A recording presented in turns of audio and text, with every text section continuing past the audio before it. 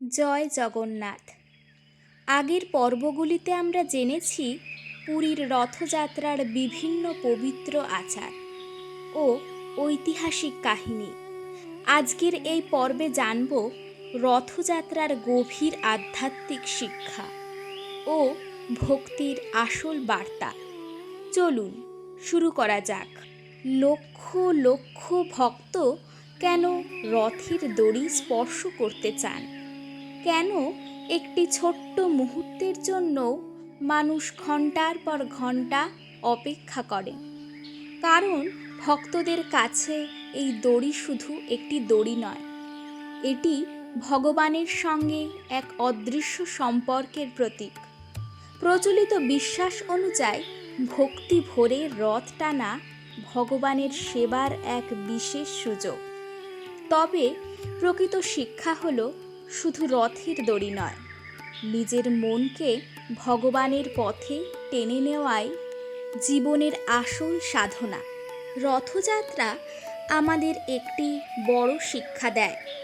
ভগবান কখনো শুধু মন্দিরের ভিতরে সীমাবদ্ধ নন, তিনি তার ভক্তদের ভালোবাসায় আবদ্ধ। এই মহোৎসবে ধনী গরিব, ছোট বড়, জাতিভেদ ভুলে সবাই একসঙ্গে দাঁড়ায়। একই রথের দড়ি ধরে সবাই এগিয়ে যান। এটাই জগন্নাথ সংস্কৃতির সবচেয়ে বড় বার্তা: সমতা, সেবা এবং ভক্তি। হাজার বছরের এই ঐতিহ্যের মধ্যে আজও রয়েছে অনেক রহস্য। কিভাবে এত বিশাল রথ প্রাচীন নিয়ম মেনে তৈরি হয়? কিভাবে লক্ষ লক্ষ মানুষের মাঝে এই মহাযাত্রা পরিচালিত হয়? কেন কোটি কোটি মানুষ দূর দূরান্ত থেকে শুধু একবার জগন্নাথের দর্শনের জন্য ছুটে আসেন? এর উত্তর লুকিয়ে আছে ভক্তির শক্তিতে।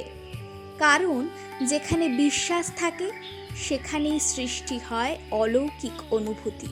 প্রিয় ভক্তবৃন্দগণ, পুরীর রথযাত্রা আমাদের মনে করিয়ে দেয়, অহংকার নয়, বিনয়; ভোগ নয়, সেবা; ভেদাভেদ নয়, ভালোবাসা। ভগবান জগন্নাথ যেন আমাদের সকলের জীবনে শান্তি, ভক্তি এবং শুভ শক্তি নিয়ে আসেন। জয় জগন্নাথ। সোলগীতা চ্যানেলটির সঙ্গে যুক্ত থাকুন।